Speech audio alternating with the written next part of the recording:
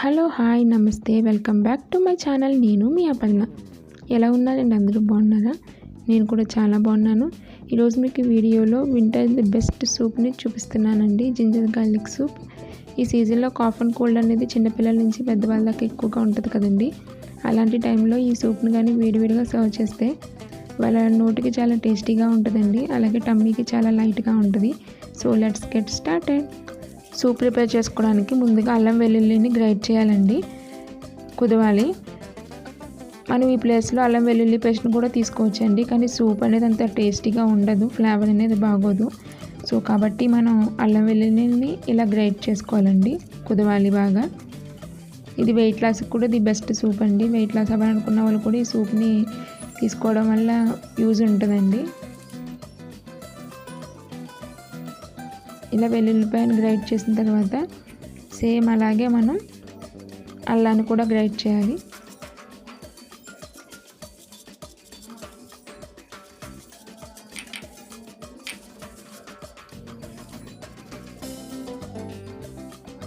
Soup prepare చేసుకోవడానికి మనం oil అన్నా యూజ్ చేయొచ్చు, లేదంటే గీ అన్నా యూజ్ చేయొచ్చండి.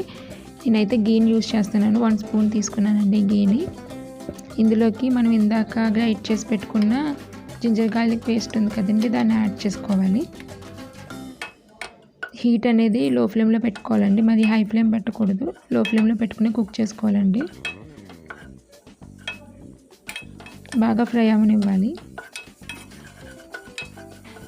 అల్లం వెల్లుల్లి ఉన్న పచ్చివాసన మొత్తం పోయేదాకా ఫ్రై చేసుకోవాలండి.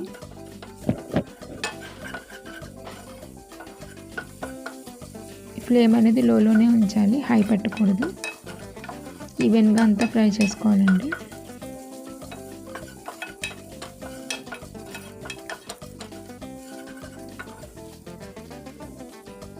ఇలా ఫ్రై అయిన తర్వాత ఇందులోకి ఒక 1/2 కప్ క్యారెట్ పీసెస్ని యాడ్ చేసుకోవాలండి.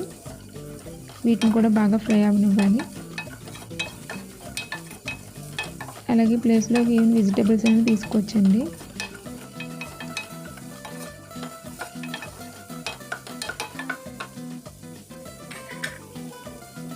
లో ఫ్లేమ్లో పెట్టుకుని కుక్ చేసుకోవాలండి.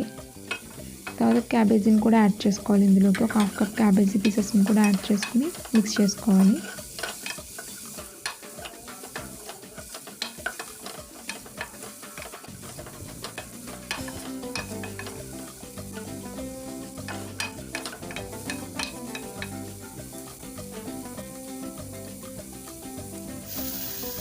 లో ఫ్లేమ్లో పెట్టి మూత అనేది క్లోజ్ చేయాలండి. ఒక 5 మినిట్స్ కుక్ చేసుకోవాలి.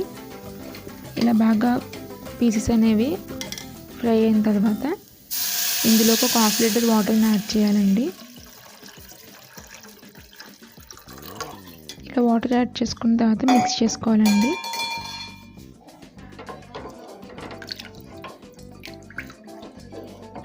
ఇలా మిక్స్ చేసుకుని అందులోకి ఒక 1/2 కప్ స్వీట్ కార్న్ యాడ్ చేసుకోవాలండి. మనం ముందుగా ఉడికించాల్సిన అవసరం లేదండి స్వీట్ కార్న్ని. ఇందులో వేస్తే అది ఆటోమేటిక్గా కుక్ అవుతుంది. అందులోనే కొత్తిమీరని కూడా యాడ్ చేసుకోవాలండి, ఫ్లేవర్ అనేది బాగుంటుంది కొత్తిమీర. ఒక బౌల్లోకి 2 స్పూన్స్ కార్న్ఫ్లోర్ని యాడ్ చేసుకోవాలండి. వాటర్ వేసుకొని మిక్స్ చేసుకోవాలి. ఇలా మిక్స్ చేసుకున్న దాన్ని సూప్ అనేది ఒక 15 మినిట్స్ కుక్ అయిన తర్వాత అందులోకి ఈ కార్న్ఫ్లోర్ని యాడ్ చేసుకోవాలండి. సూప్ అనేది ఇలా కుక్ అయిన తర్వాత అందులోకి కార్న్ఫ్లోర్ వాటర్ని యాడ్ చేసుకోవాలండి. యాడ్ చేసుకుని మిక్స్ చేసుకోవాలి. ఈ కార్న్ఫ్లోర్ వల్ల సూప్కి థిక్నెస్ అనేది వస్తుందండి. సో టేస్ట్ కూడా బాగుంటుంది. ఇందులోకి టేస్ట్కి సరిపడా సాల్ట్ని కూడా యాడ్ చేసుకోవాలండి. అలాగే మిరియాల పౌడర్ని కూడా యాడ్ చేసుకోవాలి. పెప్పర్ పౌడర్ అనేది మనం దంచుకుని వేసుకోవడం వల్ల ఫ్లేవర్ అనేది బాగుంటుందండి.